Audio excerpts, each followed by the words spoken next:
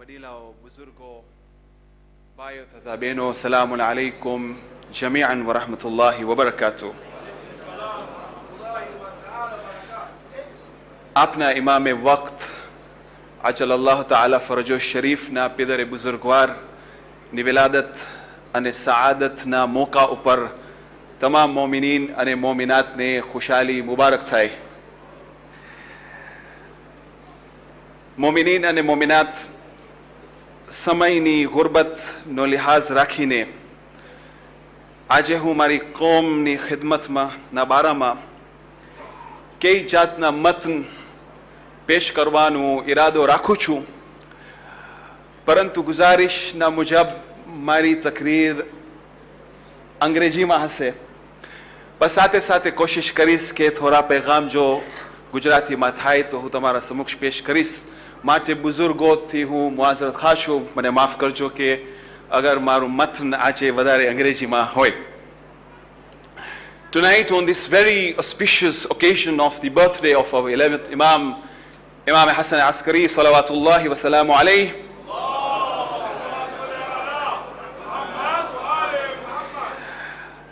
with all humility,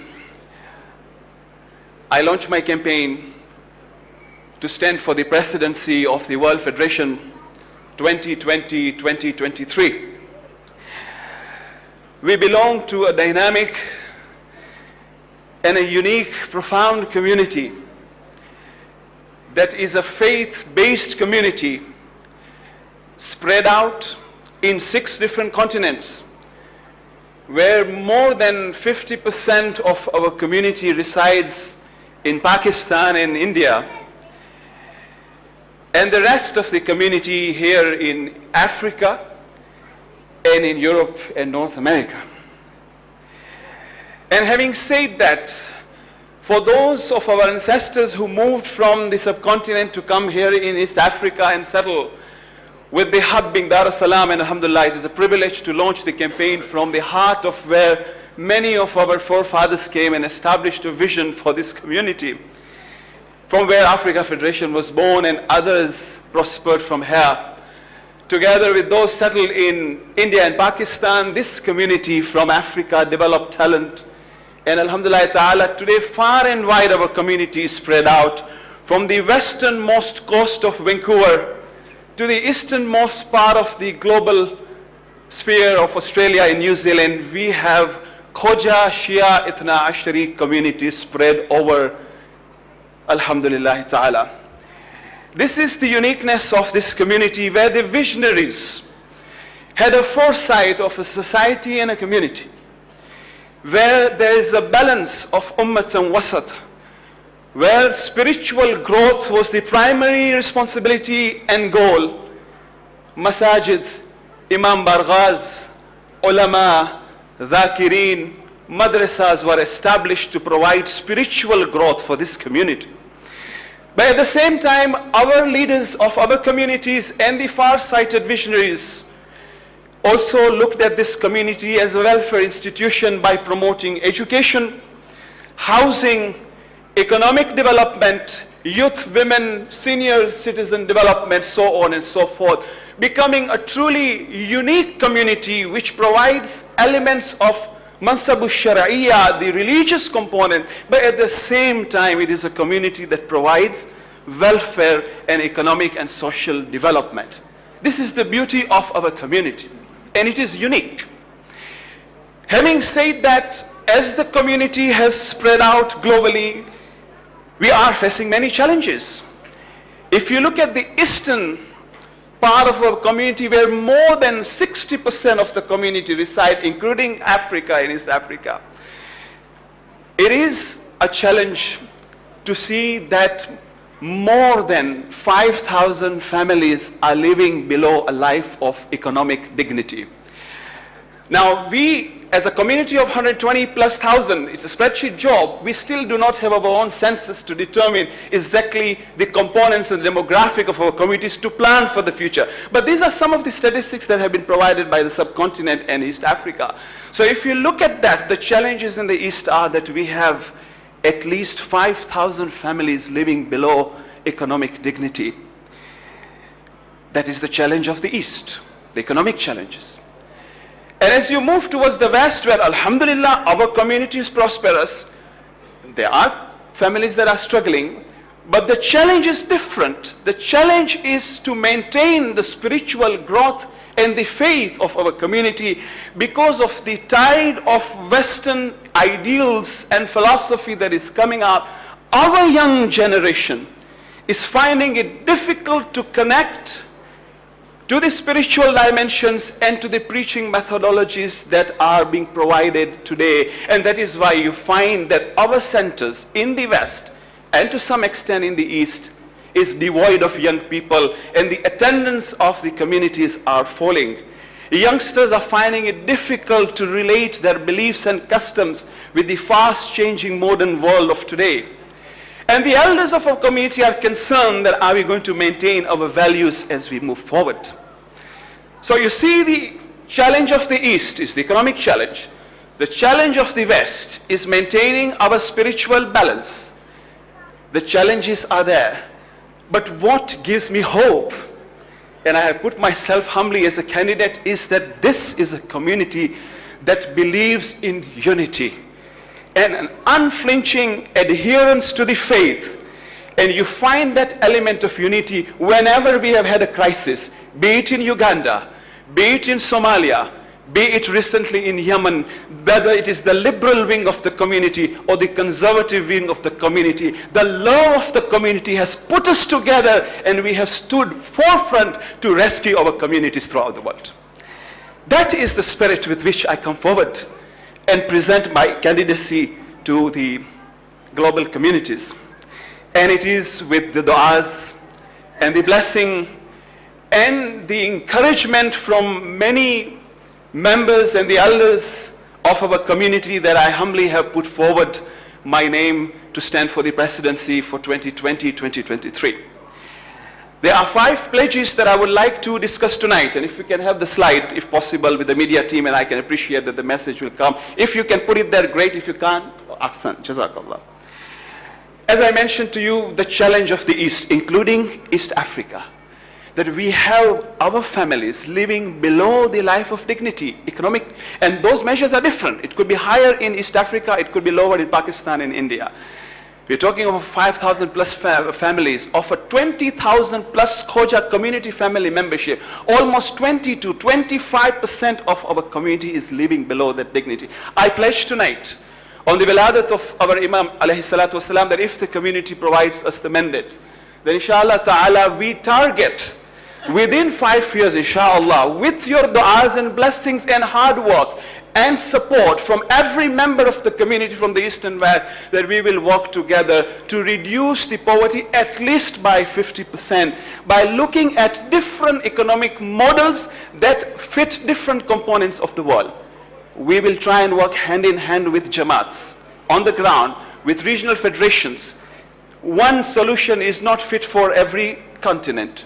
We are cognizant of that. Inshallah ta'ala, with your dua, the izzat and nafs of the community needs to be brought forward through economic development, inshallah ta'ala. And there are various components which I will not go into, but the manifesto will provide the details. That will be released in a few weeks' time, inshallah.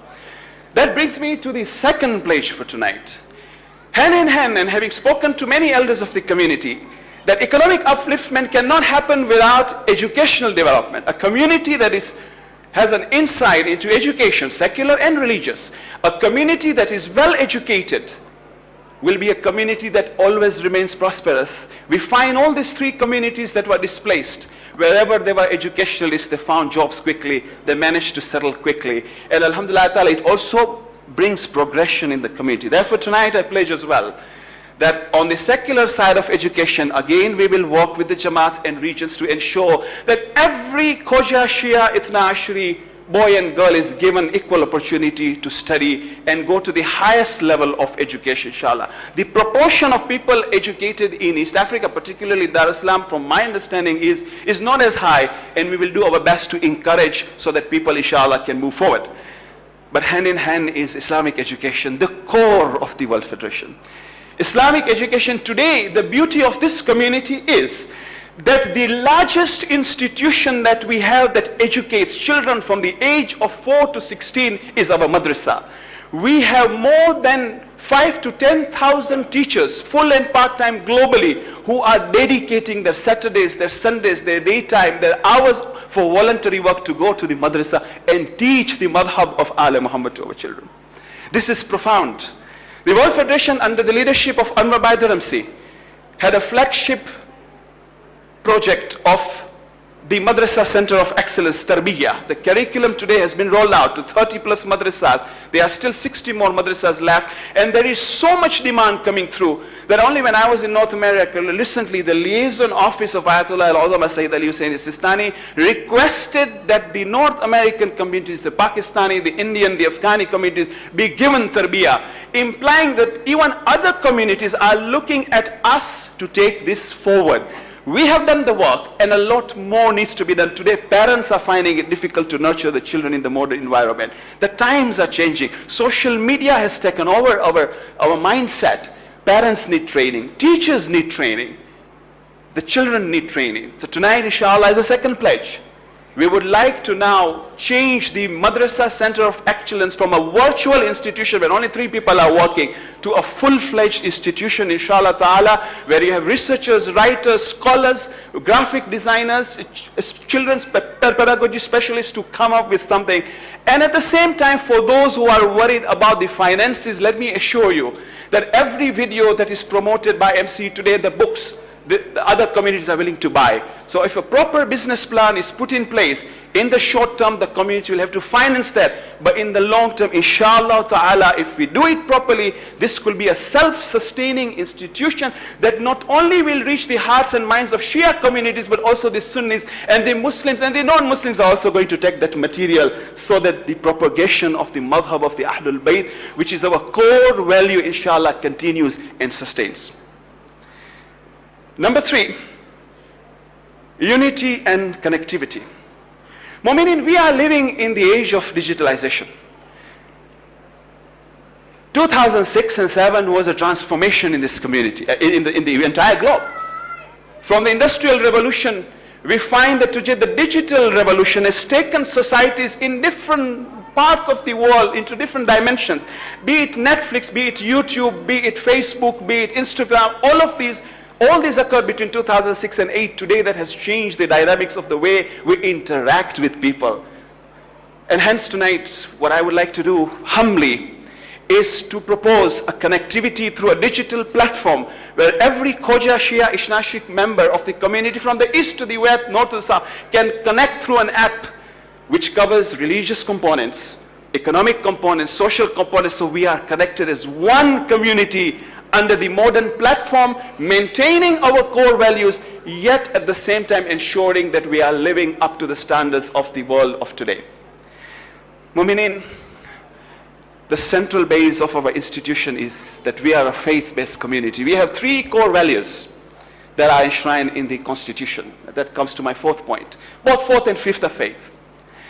3 core values that Marhum and the other founding members in 1976 put together in our Constitution. Number 1 is the propagation of the madhab of the Ahlul Bayt.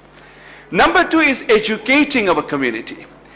And number 3 is to provide humanitarian services to humanity. To look at these values, our value is to maintain our beliefs. Now, alhamdulillah ta'ala, this community, Darus Salam, is the pioneer.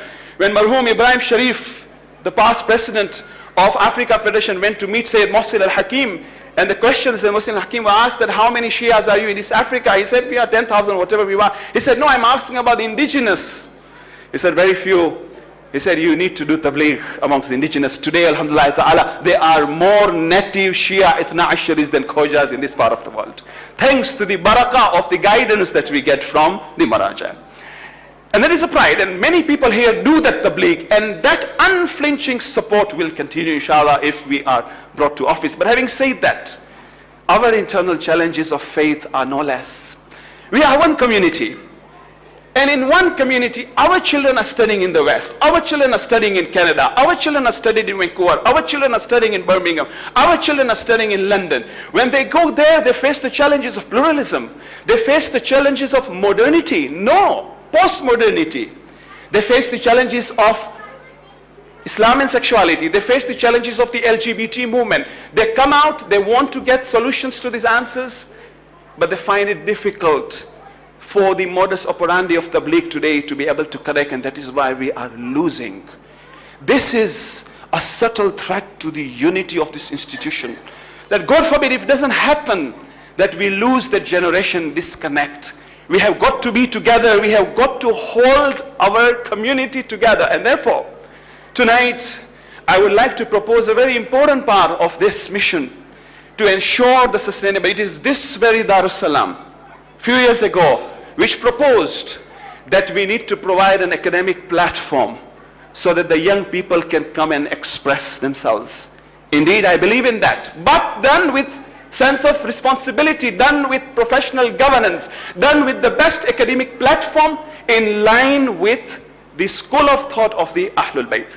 And therefore, I propose tonight, inshallah ta'ala, if the community provides us the mandate, we'll provide a safe and supportive environment with solid academic platform for young people to come forward by establishing an accredited Islamic research institute in the West, with scholars of the highest caliber who have studied in the Hawza Ilmiya and taking advantage of academia. Let the young people come, let them discuss the undiscussable, let us bring people with alternative opinion, bring your facts. We, the followers of the Ahlul Bayt, cannot be apologetic because we know we are on the truth will speak for itself. But we need that forum. We need to allow these youngsters to engage. Otherwise, the danger being if we disengage, there is a threat to the unity of this institution. But it will not happen, inshallah, if we remain united and move forward. Last but not least, World Federation since 1976 has moved on, 40 plus years, coming to the 50th year. We are still running an organization that is moving and gradually coming towards excellence, but we have a long way to go. Yesterday I was talking to youngsters here in Dar es Salaam. They said, so many ideas come up, so many things are thrown by leaders. We don't achieve much. Why? One of the components is our modus operandi, our efficiencies, the way our secretariat is managed. Volunteers are doing a profound job that will continue. But we need to move a step forward to operationalize institutions to ensure that we have solid institutions and human resource development in place, inshallah ta'ala. Since the time of Marhum Mullah Asghar, until today, you find that the level of hukuk and khums that comes into the community is relatively stable, up and down. We have not grown as such. And even if you look at non-hukuk, this community has got assets worth more than hundreds of billions of dollars, to say a minimum. Yet we only collect 3 to 5 million a year with so many ambitious projects. I have no doubt that if the modus operandi and the operational efficiency comes in and the accountability and transparency comes in, more people will give to this institution, because this is a community institution that is respected by the highest authority of our time. And it is also a member of the United Nations, the ECOSOC component of that, and many others. So we need to live up so that we can deliver the reforms on the modus operandi. Mu'minin and Mu'minat, I would like to thank the Jamaat for giving me this opportunity, just a few more minutes, that this community, the Dar es Salaam community, is a loving community. I, alhamdulillah ta'ala, have had the privilege of being here for 3 Ashras, 2 Muharram and 1 Ashra Zanabiyah. And people know me more from the Manabir. And it is always difficult for me, and I'm always out of my comfort zone to talk about myself, and I will not do it tonight, but I'll have a website, inshallah, where I will present to the community for those who want to have that confidence, because being a Zakir alone is not enough to deliver. You need professional skill sets, you need management capabilities, you need the components of modern day technology and so on and so forth. And being an actuary who runs my own practice, inshallah ta'ala, I believe that Allah, with His infinite mercy and with your support, will be able to move forward. The talent in this community is profound. It's profound. Only yesterday when I was sitting with our 15 youths, there was talent in Dar es Salaam. Beautiful talent that came up. Imagine so many different communities we have today. We have the best of ulama. We have the best of strategists. I was in London last week, I found out that we have political lobbyists working for social justice. We have economists, we have others who are giving advice to other communities. And they are far and wide. Our role is to try to bring everybody together so that we can carry the mission and move forward. I have one example with which I will finish, that when the Yemen crisis took place, and when the community was destitute, did not know what's happening, and this is one of the areas that we need to look into projecting future crises which could happen maybe in Gujarat, in India, we don't know. But we need to be prepared. But community was not prepared. But when that crisis happened, within 15 minutes, and I was a privy to that meeting, within 15 minutes, 5 people pledged $500,000 US, 100 each. That shows that the spirit of this community is there. If we work together, inshallah ta'ala, I have no doubt that we will move forward as a community, and inshallah ta'ala Allah will bless us with both deen and dunya. Mu'minin and mu'minat, હું ગુજરાતીમાં મારું પ્રવચન ખતમ કરીશ. એટલું જ કહેવાનું કે દીન અને દુનિયાના સાથે રહેવા માટે અહીંયા જ્યારે હું જોઈ રહ્યો છું કે બુઝુર્ગો છે કે જે હજનું મિશન લઈ જાય છે, જે ઝિયારતોના માશાલ્લાહ સારા સારા કાફેલાઓ દારુસલામથી જઈ રહ્યા, દુનિયાભરથી માણસો આ કાફેલાઓમાં આવે છે. હજ માટે જ્યારે મોમિનીન જાય છે ત્યારે ખુદા કહે છે કુરાન મજીદમાં, وَمِنْهُمْ مَنْ يَقُولُ رَبَّنَا آتِنَا فِي الدُّنْيَا وَمَا لَهُ فِي الْآخِرَةِ مِنْ خَلَاقٍ. એ લોકો જે ખાલી દુનિયાની દુઆ કરે છે એ લોકો માટે કંઈ નથી. وَمِنْهُمْ مَنْ يَقُولُ رَبَّنَا آتِنَا فِي الدُّنْيا حَسَنَةً وَفِي الْآخِرَةِ حَسَنَةً. ઓકે, જે લોકો એ દુઆ કરે છે કે અલ્લાહ અમને દુનિયા પણ દે અને આખિરત પણ દે, ખુદા એ લોકોને કામયાબ કરે છે. અમે દુઆ ગો છે કે ખુદા તાલા અમને આ તૌફીક આપે. હું જમાતનો શુક્રગુજાર છું. બહુ મહેરબાની તમારી, અમને દુઆઓમાં યાદ રાખજો. અને હું અહીંયા છો કાલે દારુસલામમાં, અને ઇન્શાલ્લાહ આપનું વેબસાઇટ પણ છે કે જે આપણે ઇન્શાલ્લાહ કાલે સુધી લોન્ચ કરશો, અને આગળ જતા મેનિફેસ્ટો પણ તમારા સમક્ષ પેશ કરશો. એમાં એક બ્લોગ સેક્શન છે, તમારા કોમેન્ટ્સ હોય તો પ્લીઝ તમે આપજો, અને ખુશીની સાથે આ કોમના સાથે અમે કામ કરશું. વસ્સલામુ અલૈકુમ વરહમતુલ્લાહિ વબરકાતુહ.